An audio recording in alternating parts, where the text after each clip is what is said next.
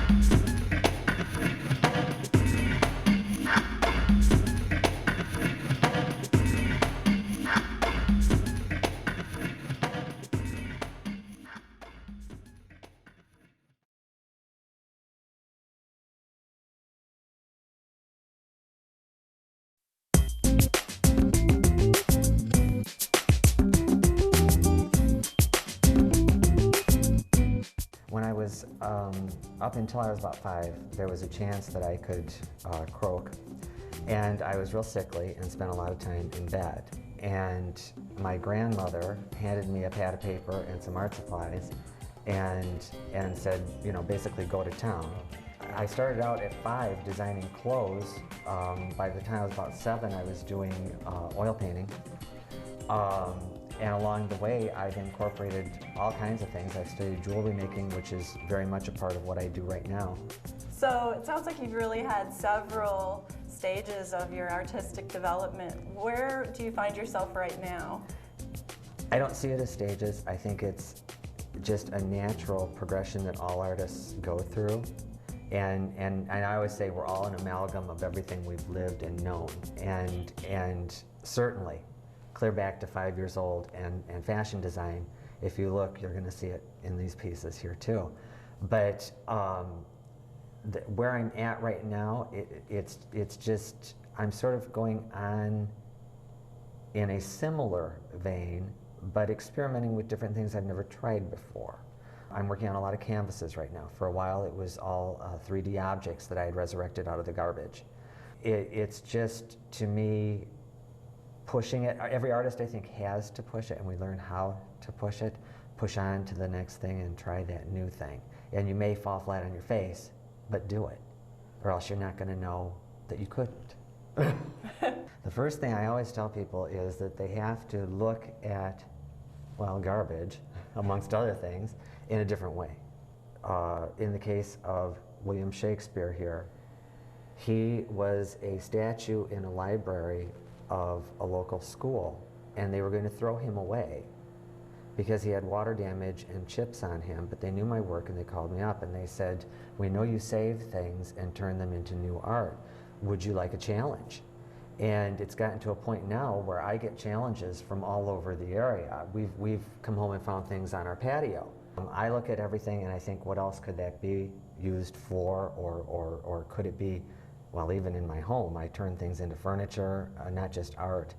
But I think that there's a real movement in our country right now towards recycling.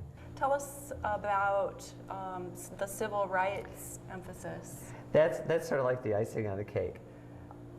When that process is started and I'm starting to build a piece, maybe it's because I have found that recycled item that I want to use in that piece. The theme and what I'm studying, because I research everything that I do. Some things I research for a week, some things I research for 5 years. The theme of that piece can come out because of that. I'm doing a series right now of civil rights, and I'm focusing on not just African Americans, but also American Indians, gays, and women. And these little known names in history that I felt deserved to have their names brought back up again, and for the viewer to say to themselves, oh, I want to go and find out more about that. One of my favorites is in this corner over here, and it's Harry T. Moore. He was trying to start an NAACP chapter in Florida in mid-century. Um, and of course, this made him kind of unpopular in the South. Subsequently, it boggles the mind. A group put dynamite under his house, and on Christmas night, he and his wife went to bed, and they were blown to bits. This is working woman Zarita. And Zarita was one of the great queens of burlesque. But there is a little known story on Zarita's background. She wasn't just a purveyor of dancing flesh for the male species, she actually was a lesbian. And in a time, this would have been the 30s, 40s, 50s, dominated by a patriarchal society, she was a very independent woman in a job, taking off her clothes, that would seem like the most sexist, degrading thing a woman could do. And for many, it was. She became an escort. And a lot of men thought that meant a little hanky-panky on the side. It didn't. She told them, I will go out to dinner with you. I will go dancing with you. I will go to the theater with you. That's it. It ends there. You take me back to my door. And she made some very good money doing this because she charged them General Motors stock.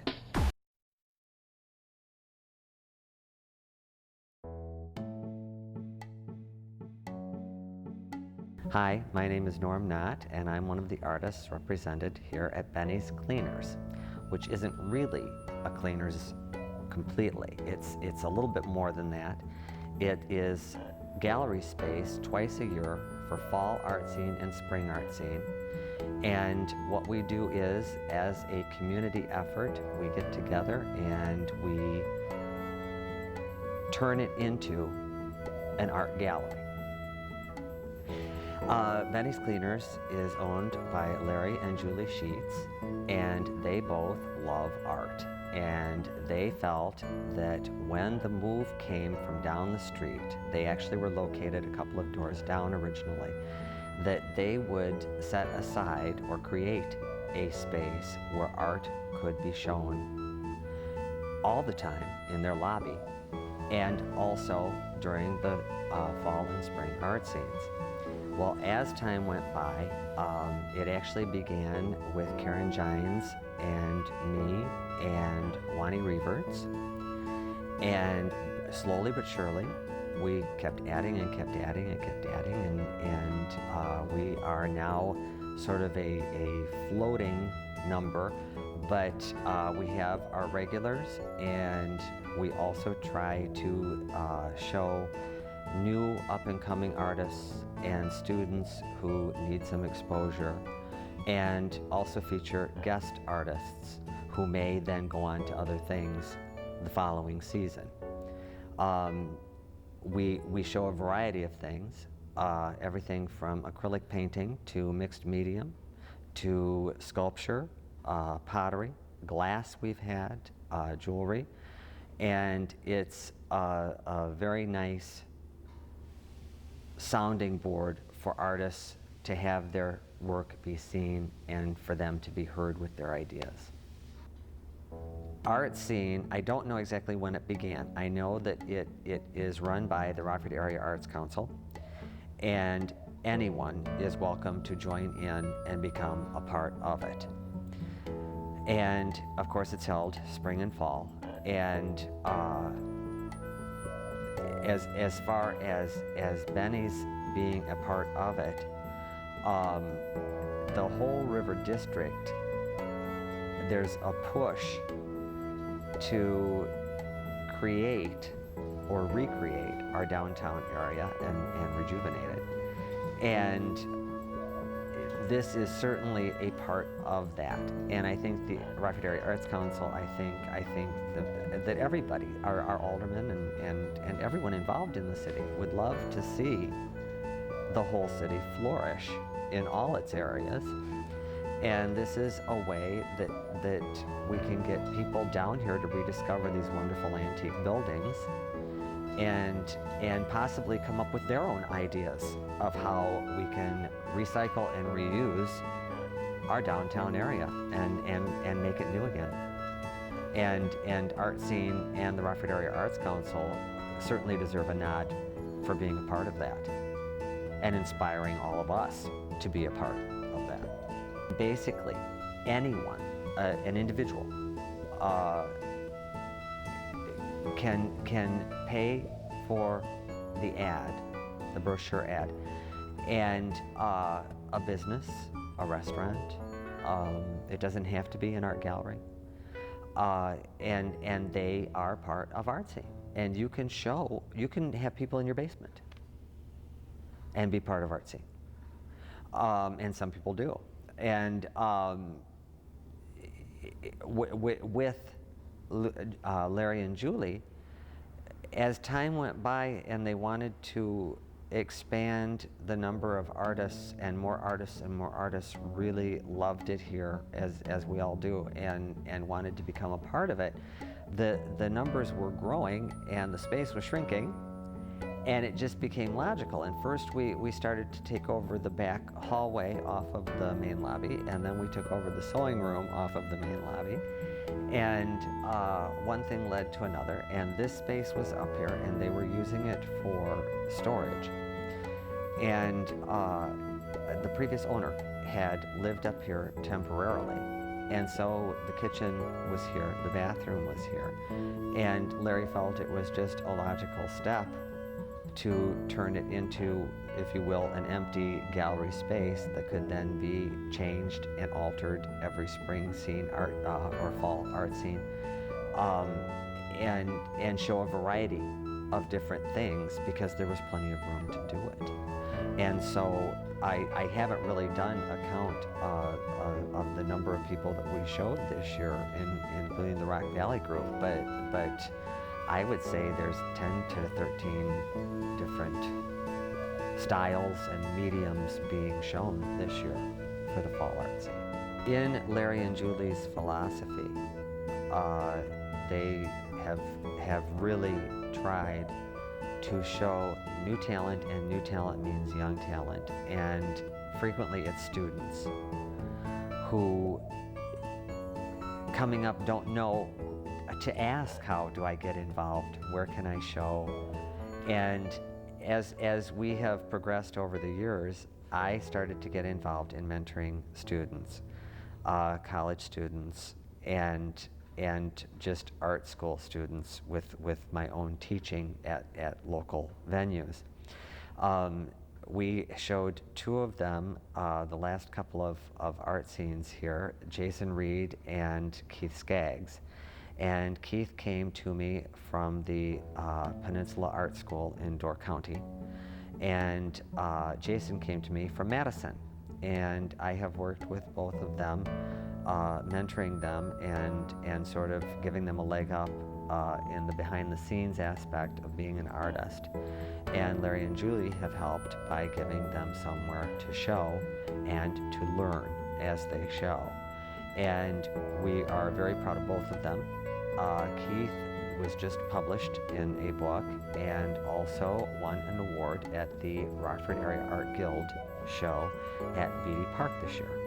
And Jason has gone on to have a couple of solo shows in the Madison area. And we are looking for and taking on other young people and hoping to inspire them and the people around them with what we show and do here at Benny's. We have friends and family who join us on a semi-regular basis. They may miss a show, they may come back to a show. Nora Nelson, who does beautiful beaded jewelry, and Barbara Santucci, who does a variety of mediums, wonderful paintings, mixed media, 3D work, 2D work. They are just a couple of the people who may be with us for a show and may sit one out. There's several others. Cindy Hughes, who does incredible basket work. Cindy Sherman, who does pottery and basket work. It's a really long list of wonderful, wonderful and varied expertise. We also, with each show, try to feature a guest artist or group of guest artists. We recently had a group from Freeport who were 3 painters down in the main lobby, and they all did wonderful, wonderful work, and they will be joining us again in the future, I understand. We had a group of sculptors from Belvedere, who are a team and work on recycled sculptures made out of car parts, farming equipment parts, and anything else that they can find at the local landfill or along the side of the road and make new again and give a second life to while not filling up our landfills. And so we also have the artists who have messages, and hopefully they are inspiring messages to the viewers, and they'll come back and learn a little bit more each time as each new person comes in with their ideas. In the final analysis, what we have here is a great venue, not only for the viewer, but also for the artist. And the public as a whole, the city as a whole, benefits from it.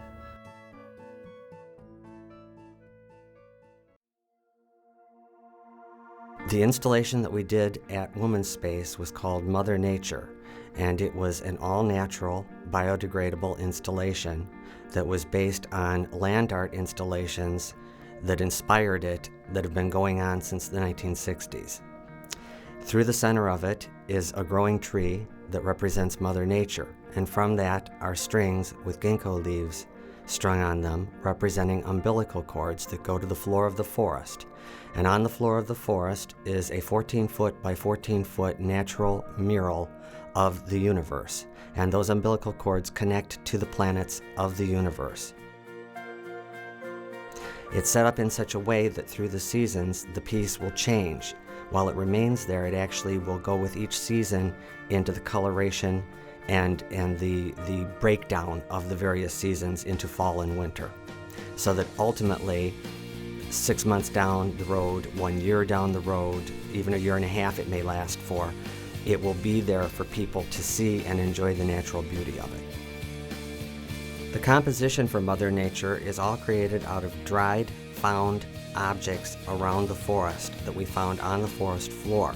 The green needles you see were never plucked from a living tree. Those were branches that fell off the tree onto the ground. The sun was made out of dandelions and the moon was made out of violets, because those are intrusive floral weeds and we could use them without damaging anything in the forest. This was one of the courses that we offer at Womanspace and other organizations around Rockford to promote earth awareness and recycling through art.